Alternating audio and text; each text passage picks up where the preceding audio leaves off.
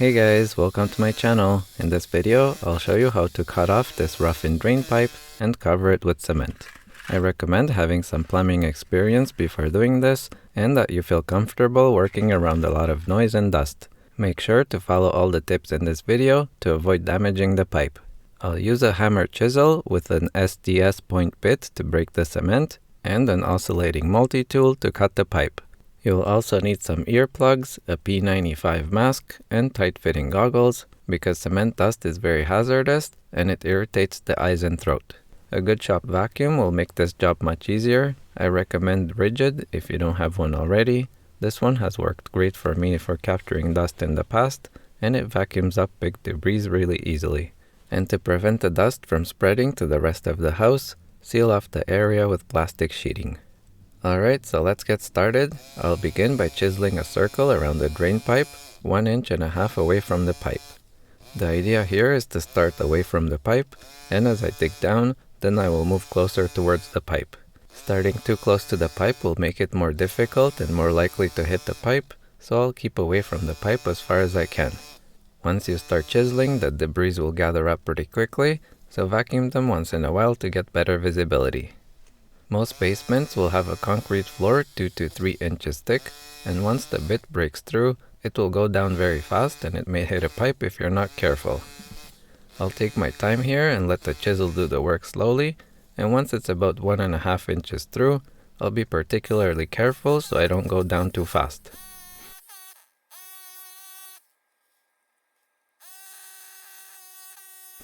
Now that I've dug in quite a bit, it's breaking off in much bigger chunks now.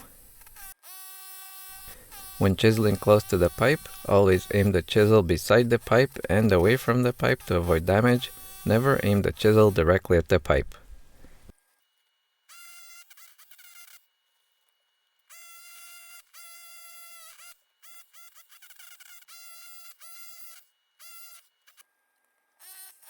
So I've dug down enough that I can see the fitting that this pipe joins into, so this is as far down as I can go. That took 15 minutes in total because my hammer chisel is not very strong, but a nice Bosch hammer could do this quite a lot faster. Now I'm gonna cap off the pipe. First I'll measure how much pipe is sticking out from the bottom to the floor level to see if the cap will fit. I'm using a caliper to measure, but you can also use a ruler for this.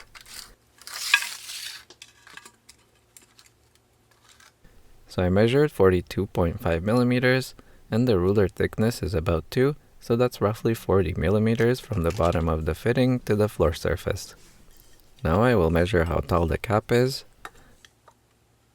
and it's 44 millimeters, but there's only 40 millimeters from the bottom to the floor level, so I'm going to shorten the cap to 33 millimeters, and that will leave 7 millimeters to cover it with cement.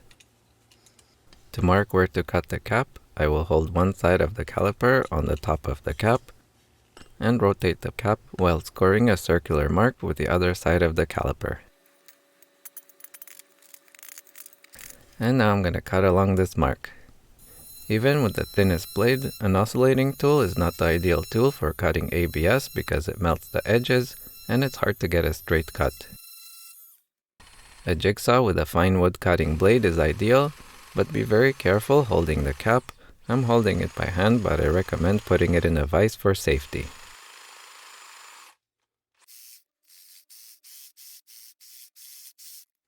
Now I'll clean off the edges and the cap is ready.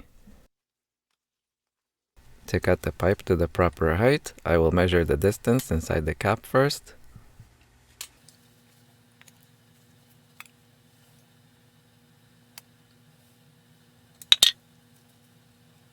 And now mark the pipe at the same distance, then I will cut it here, which will leave me with just enough pipe so it can fit in the cap.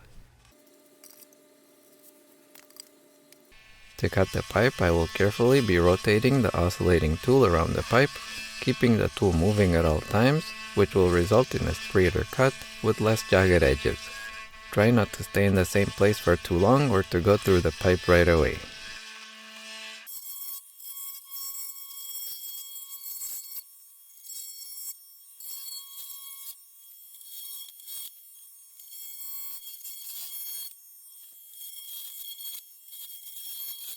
Alright, so I got the pipe cut. I just have to clean up the edges.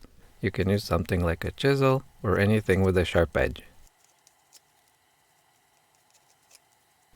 Now I will dry fit the cap on and test that it goes down far enough.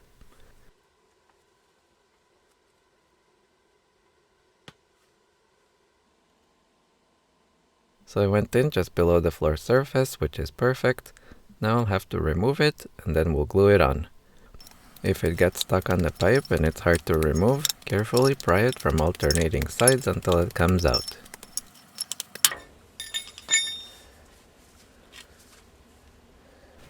So before I put the cap on, this is what the pipe looks like on the inside. This one joins into a 90-degree elbow below, so if I went too far down with a chisel, I would have hit the elbow and broke it. So if you want to make sure not to hit anything when you're chiseling, you could cut the pipe lid off before starting to chisel into the concrete and take a measurement to check how far the pipe goes down below the surface. Before applying the glue, I'm going to clean off the dust from the pipe and the cap and remove any debris that might interfere with the cap and prevent it from going all the way down.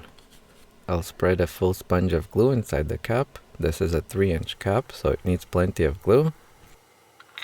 And I'll dab in some glue again and coat the pipe quickly.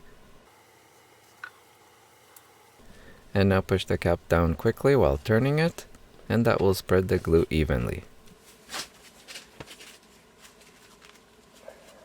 Remember that the glue dries very fast, so try to assemble the parts together as quickly as possible. Now that I have the cap on, I will wait a couple of hours for the glue to dry, and then I will cover it with cement. To cover the pipe, we'll take around 3 pounds of concrete repair powder. Make sure to keep some powder on the side, and if the mix ends up too thin, add a little bit more. If it ends up too thick, you can always add a little bit more water. So I'll add water on top of the powder and mix it.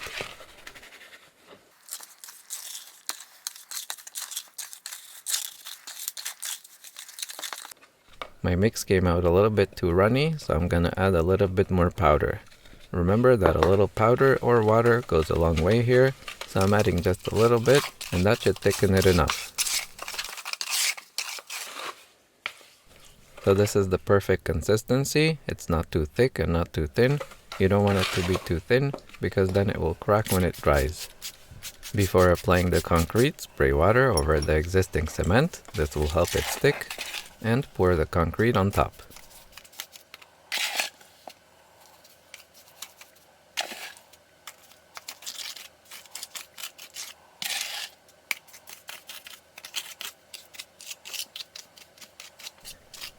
To smooth the new cement, I'm using a 12-inch drywall knife, but anything with a straight edge would work, like a piece of plastic or wood.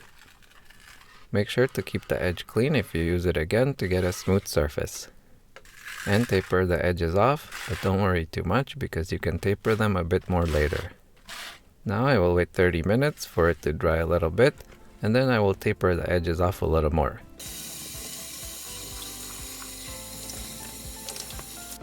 So it's been 30 minutes and the cement is slightly hardened. This is the perfect time to smooth off the edges because the cement is still workable enough to feather it. And that's it, the pipe is covered. I hope this video helped you. If you liked it, please make sure to give it a thumbs up. It really helps me continue making videos like this. And if you haven't already, please consider subscribing. I'll be posting more videos in the future. Thanks for watching.